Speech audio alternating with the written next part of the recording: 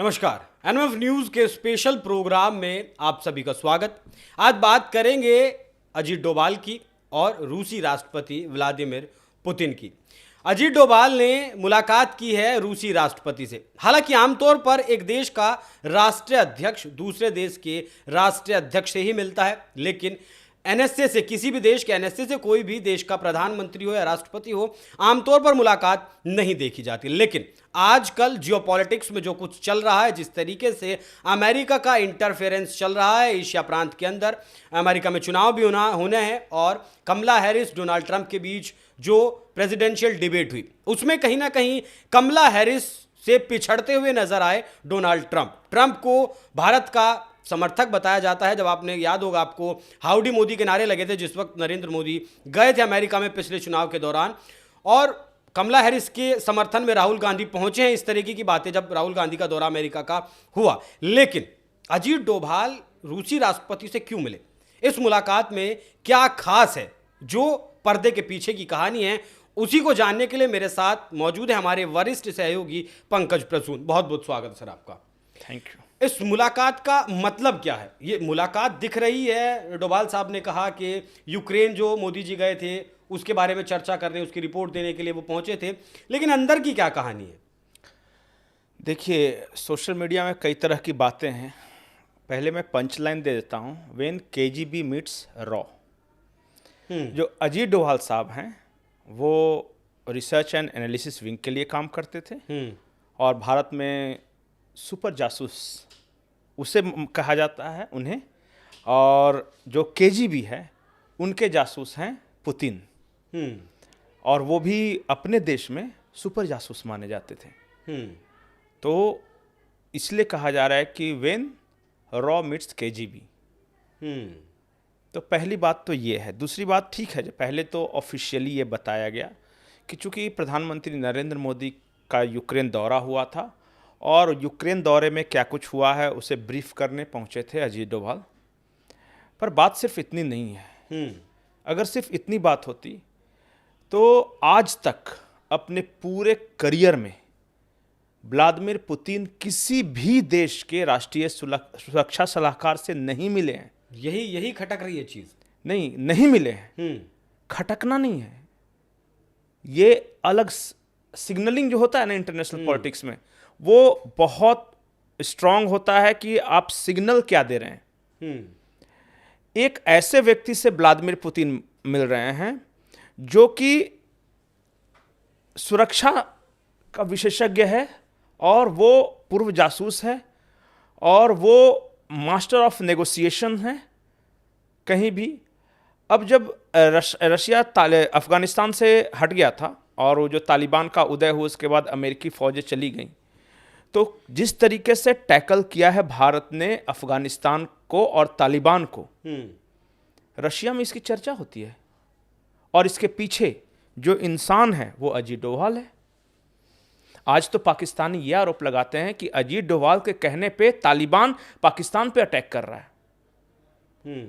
अजीत डोभाल वो शख्सियत है कि वो जंगजुआ साहब एक राष्ट्रीय सुरक्षा सलाहकार थे पाकिस्तान के, वहाँ मिलता भी है, वो दोनों की मुलाकात होती है, तस्वीर भी आती है कि भारत के राष्ट्रीय सुरक्षा सलाहकार पाकिस्तान के राष्ट्रीय सुरक्षा सलाहकार से मिलते हैं, और उसके बाद फिर पाकिस्तान में आरोप लगने शुरू होते हैं कि बलूचिस्तान में देखिए भारत आग लगा रहा है, हमारा कुछ लेना देना नहीं है, लेकिन वहाँ आरोप लग रहे हैं। वो संकेत ऐसा गया पाकिस्तान, संकेत गया। तो उस शख्स से मिल रहे हैं व्लादिमीर पुतिन।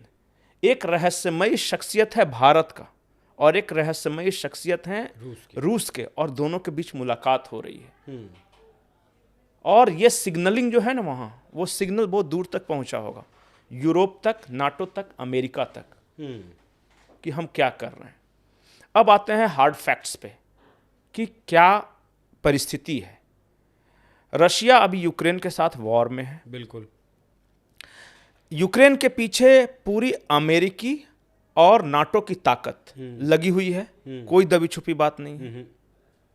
अमेरिका और रशिया दोनों इस युद्ध में फंसे हुए पिछले 2.5 साल से, कोई परिणाम नहीं निकल पा रहा। दोनों के पैसे जाया हो रहे हैं, दोनों के लोग जा रहे हैं, और यूक्रेन वॉर से अमेरिका को जो अचीव करना था वो कर चुका है।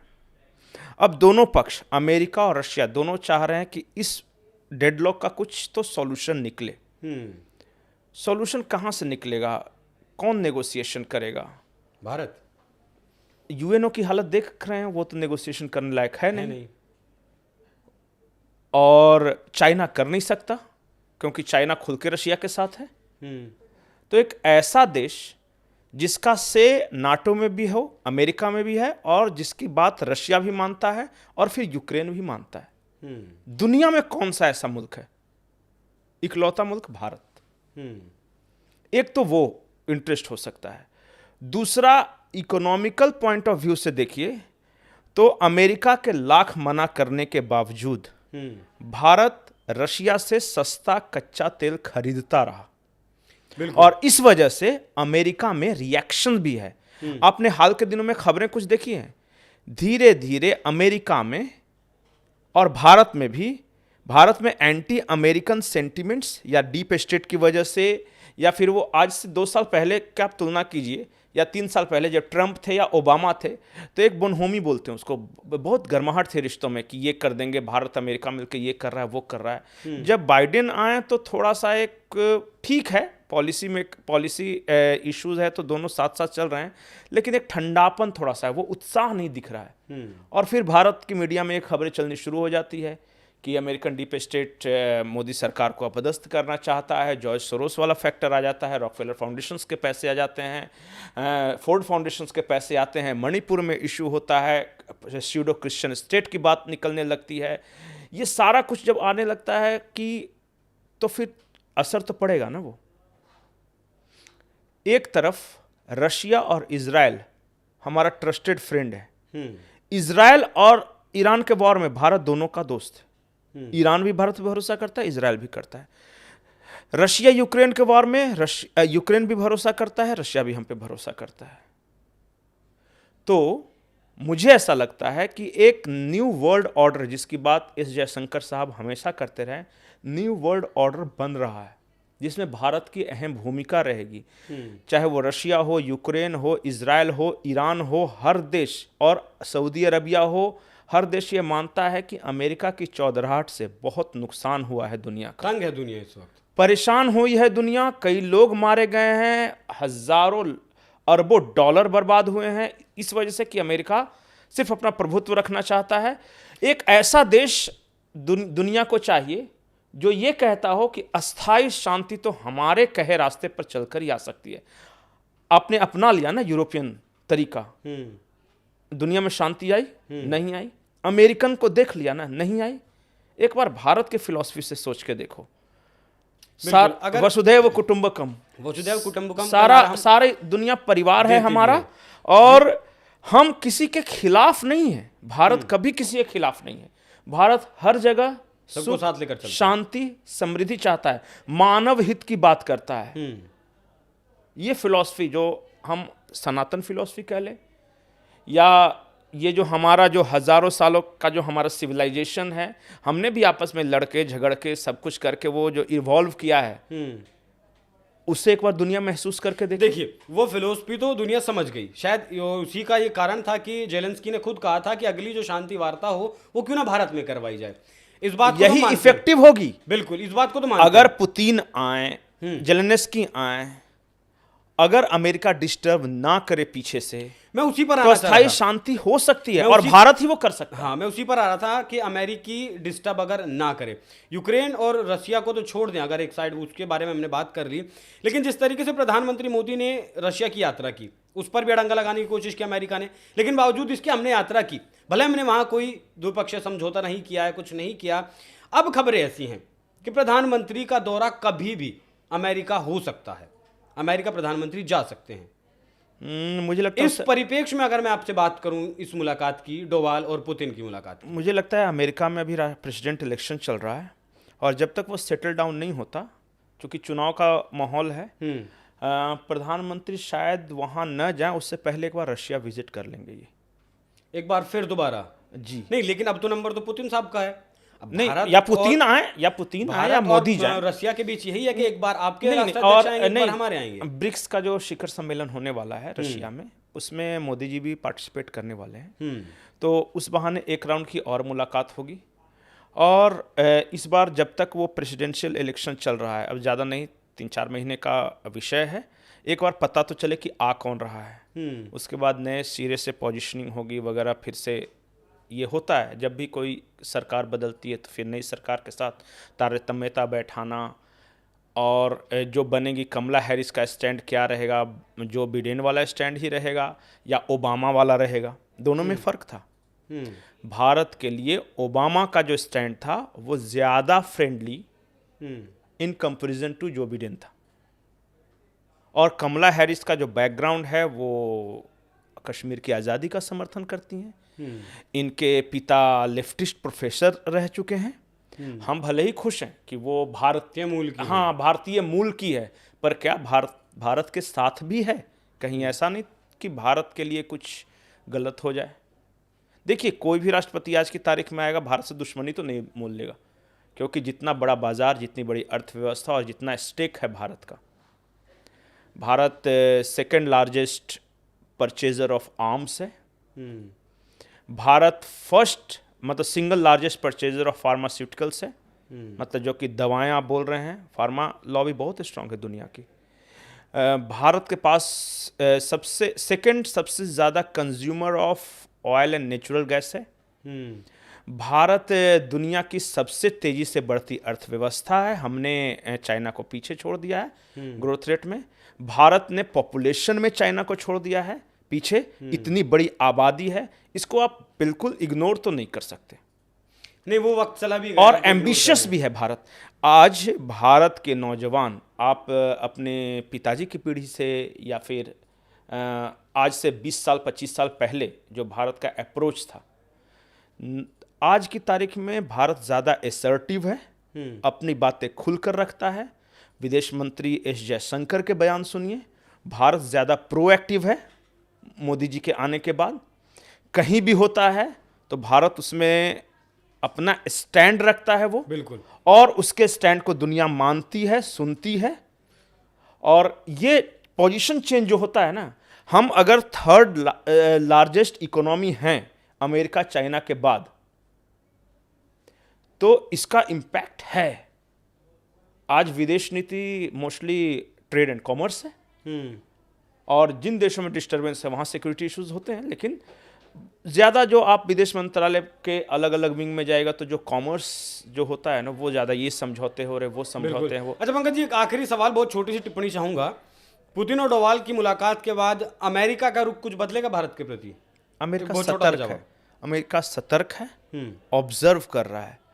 और अमेरिका, मैं आज आपको टचवुड बताता हूँ, अमेरिका मोदी सरकार से कंफर्टेबल नहीं है। उससे इंडिया से उतना शायद उतनी समस्या नहीं होगी जितनी मोदी गवर्नमेंट है इसकी पॉलिसीज से है। क्योंकि हमेशा अमेरिका ये आदी रहा है कि मनमोहन सिंह के पीठ पे हाथ रख के ठोक देने का। पिट्ठू मन का नहीं चलता, नहीं, पिट्ठू ठोक देता था ना, प्रधानमंत्री गए, हाँ। उसके बाद एक ऐसा भारत उसको चाहिए था कि जो उसका पिट्ठू बन के रहे, उसके कहे, हाँ, हाँ जी, हाँ जी, और ये आंख मिलाकर बात करना, आंखें कभी कभी दिखाना, अगर जरूरत पड़े तो, जो रशिया से कच्चा तेल हो या फिर ईरान से। अमेरिका ने कहा चाबहार पोर्ट प्रोजेक्ट आप बंद कर दो ईरान के साथ। भारत ने कहा तू कौन होता है बोलने वाला, मेरी पॉलिसी, मेरी जो फॉरेन पॉलिसी है मैं डिसाइड करूंगा, जो मेरा इंटरेस्ट को सूट करेगा वो मैं करूंगा। बिल्कुल। तो इस वजह से अमेरिका बहुत ज्यादा कंफर्टेबल नहीं है। प्रेजेंट जो इंडिया का रेजिम है, हाँ, हो सकता है कि अगर ट्रंप आ जाए तो ट्रंप का ज्यादा फोकस मोर, चूंकि वो खुद बहुत बड़े बिजनेसमैन है, तो बिजनेस उनका हमेशा रहता है। वो बात करेंगे कि अमेरिका को कैसे संपन्न बनाए। वो चौधराहट में, मतलब हम लोग के यहाँ बोलते हैं बैठकबाजी, वो बैठकबाजी नहीं करते कि फलाने को फलाने से लड़ा दिया, रशिया को यूक्रेन से लड़ा दिया, इजराइल को ईरान से लड़ा दिया, अरब में अलग डिस्टर्बेंस पैदा कर दिया। भारत में पता चलेगा म्यांमार में गृह युद्ध करवा रहे हैं वो, और भारत के मणिपुर में डिस्टर्ब करवा रहे हैं, और सारा कुछ वही लॉबी कर रही है। हथियार बेचने का हो कारण वो फार्मा। अच्छा, कोरोना के टाइम में देखिए मोदी जी ने अरबों डॉलर का नुकसान कर दिया हाँ, उनका। फाइजर मना कर दिया नहीं मना नहीं किया, कर दिया, उनका अपना कैसे, वैक्सीन बना लिया। उनका कैसे है, आपने एक फिल्म देखी होगी, वो शायद फिल्म आई थी, ऋतिक रोशन की फिल्म थी, उसमें एक विवेक ओबराय हैं, वो क्या करते हैं कि दुनिया में रोग फैलाते भी हैं, फिर उसकी दवा तैयार करके बेचते भी हैं। क्रिश थी शायद। हाँ, वो मुझे एग्जैक्ट नाम नहीं है। तो यही फार्मा लॉबी का ये था। हो सकता है बहुत सारे लोगों ने ये कहा है कि ये मैनमेड वायरस था, वो नेचुरल वायरस नहीं था। कोरोना वायरस तैयार किया, फैलाया, और वो चाइना से हुआ या किसने फैलाया, चूंकि बहुत लोग ये बोलते हैं कि वुहान का एक मीट मार्केट था जहां वो करते, वहीं CIA और चाइना के एजेंसी के बीच एक्सचेंज हो रहा था और वहीं से फट के गिर गया था। वहां से फिर धीरे धीरे ये चीज़ एक्सपोज हुआ, बहुत तो वो वायरस फैलाया, और वो बहुत अरबों का स्टैक था, दवा भी उसका बनाया, वैक्सीन भी तैयार किया कि हम बीमारी देंगे, हम ही इलाज करेंगे और सारे देश, दुनिया के देशों को मुंहमांगी कीमत पर बेचेंगे। लेकिन मोदी जी ने फ्लॉप कर दिया। वो क्या करते हैं कि वायरस भी बना दिया और फ्री में बांट दिया 80 देशों को, कितने का नुकसान कर दिया। तो वो फार्मा लॉबी क्या कर रही होगी। उस डिफेंस लॉबी के बारे में सोचिए कि जो Bharat second largest purchaser of arms ammunitions था, ये कहते हैं कि भाई हम यहां बनाएंगे, भारत में बनाएंगे। जिस भारत में AK-47 की गोली से लेके आर्मी जवानों के जूते तक वो बाहर से मंगाए जाते थे, बीच में कमीशन खाए जाते थे, आज भारत 53,000 करोड़ का एक्सपोर्ट कर रहा है। ये तेजस बेच रहा है, ये ब्रह्मोस कहता है कि हम वियतनाम के साथ मिलकर उसको और डेवलप करेंगे। तो उनका नुकसान है। Defence lobby, pharma lobby, oil lobby, यही तीनों तो कर रहा है। ऑयल आप रशिया से ले रहे, सुन नहीं रहे हैं। डिफेंस में आपने नुकसान कर दिया, फार्मा में नुकसान कर दिया, और वो क्या बैठ के ऑयल छिलेंगे? वो नहीं चाहेंगे कि ये सरकार बदल जाए, और वो कोशिश करेंगे, और भारत भी ये बात समझ रहा है। इसीलिए अजीत डोभाल का पुतिन से मिलना इंपॉर्टेंट है। बिल्कुल। इस चर्चा के लिए बहुत बहुत धन्यवाद पंकज जी, जिस तरीके से आपने जो जानकारियां दी जियो पॉलिटिक्स के बारे में, क्योंकि जियो पॉलिटिक्स को समझना बहुत आसान बात नहीं है, बहुत टेढ़ी खीर है। हालांकि अभी और क्या कुछ निकल कर सामने आता है, पुतिन और डोभाल की मुलाकात के बाद क्या कुछ होता है इंटरनेशनल। एक आखिरी पॉइंट, भारत में अरबों रुपए, अरब में रुपए एनजीओ के थ्रू आ रहे थे, इंटरनेशनल एनजीओ भी थे और देसी भी थे, जो कि बाद में उन सबको बंद करवा दिया। वो समाज सेवा के नाम पे धर्मांतरण वगैरह बहुत सारे काम करते थे, आंदोलन करते थे, प्रोजेक्ट हॉल्ट करते थे। वो सब 19,000 अगर 1 लाख भी एक एनजीओ पे कीजिए तो 19,000 गुने 1 लाख आप जोड़ लीजिए कितना पैसा होता है। हाँ, नहीं बहुत बैठता, कैलकुलेटर नहीं, कैलकुलेटर फेल कर जाएगा। आपको क्या लगता है 1 ही लाख मिलता है एक एनजीओ को? करोड़ों अरबों में आता है पैसा। बिल्कुल। तो वो नुकसान किया तो वो क्या करेंगे बैठ के? वो बैठ के क्या ये धुनी रमाएंगे? उस पैसे से ही भारत विरोधी एजेंडा इस देश में, मोदी विरोधी एजेंडा, सरकार के विरोध में एजेंडा चलाए जाते हैं। लेकिन पुतिन और डोभाल की मुलाकात बहुत खास है। आने वाले दिनों में अमेरिका इस पर क्या कुछ बोलता है, आंख दिखाता है, क्या करता है, वो देखना दिलचस्प होगा, और क्या कुछ नतीजे इस मुलाकात के निकलकर सामने आते हैं। बाकी चर्चा आपको कैसी लगी कमेंट कर हमें ज़रूर बताइए। अगर कोई सवाल अगर आपके हों तो वो भी आप हमें भेज सकते हैं। नमस्कार।